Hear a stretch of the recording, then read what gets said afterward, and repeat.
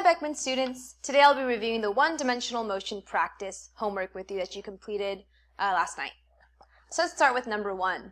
Suppose that you run along 3 different paths from location A to location B. So our starting point and our ending point are the same for all 3 paths.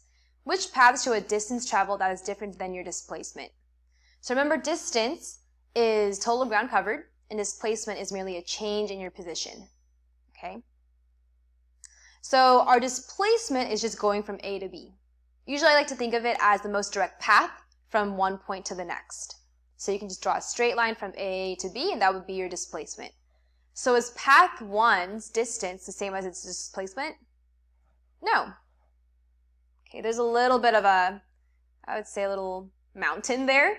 So the distance is further than the displacement. How about path 2? Is this the most direct path from A to B?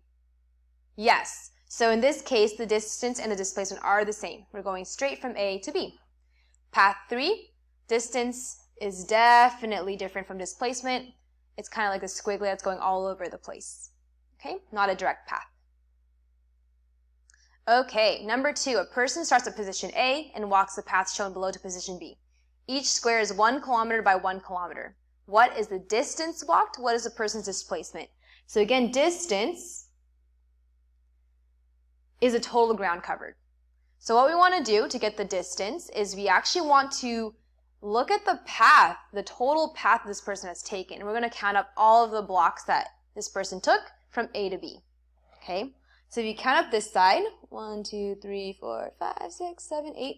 It's going 8 north. 1, 2, 3, 4, 5, 6. 6 to the east. 2 south over there. 2, 3 to the east over here. 1, 2, 3 to the south. 1, 2, 3, 4, 5, 6 to the west. And then finally, 3 to the south. So let's add those up. And if you add those up, you will get, see, 8 plus 6 plus 3 plus 2 plus 3 plus 6 plus 3. And then if you add this all up, you should get 31 meters. How about the displacement? So for displacement, again, all we care about is the starting position and the ending position. What's the most direct path between the starting and the ending position? Well, if you draw this, I can even highlight it for you.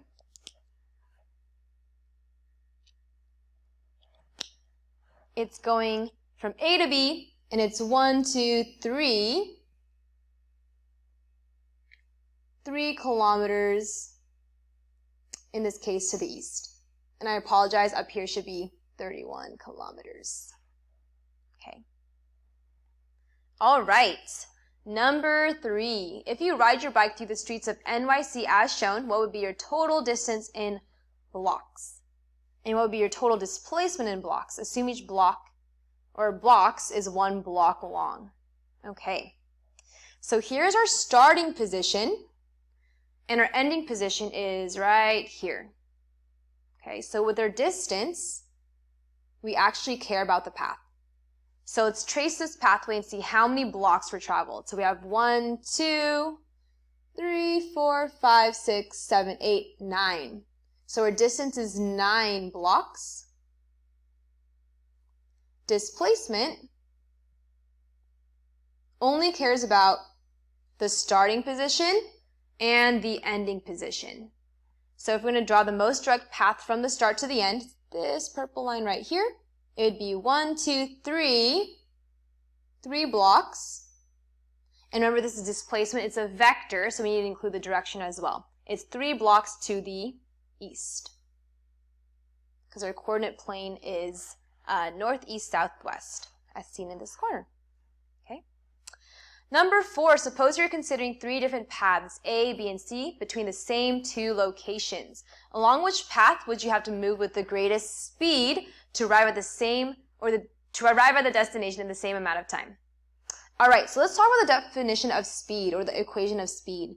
Speed equals distance over time. Okay? So, if distance is in the numerator, we know that if you want to arrive at the same amount of time, if the distance increases, the speed must also increase. Okay, so as distance increases, speed must increase to keep time the same. So which path has the greatest distance traveled? Path C. Number 5, if it takes you 8 hours to go 400 miles, what was your average speed in miles per hour? So miles per hour is simply miles over hours. Again, we can go speed equals distance over time. Our distance in this case is 400 miles. And our time is 8 hours. If we divide those two, we will get 50 miles per hour. All right. Number 6, getting on the freeway, a car increases its speed as follows. 0 miles per hour, 0 seconds, 4.4 meters per second at 1 second, 8.90 meters per second at 2 seconds, etc. What is the acceleration of the car in meters per second, or meters per second squared? So if you pay close attention at this, it goes from 0 meters per second to 4.45 meters per second to 8.90 meters per second to 13.35 meters per second to 17.8 meters per second. Okay? The difference between each of these seconds is 4.45 meters.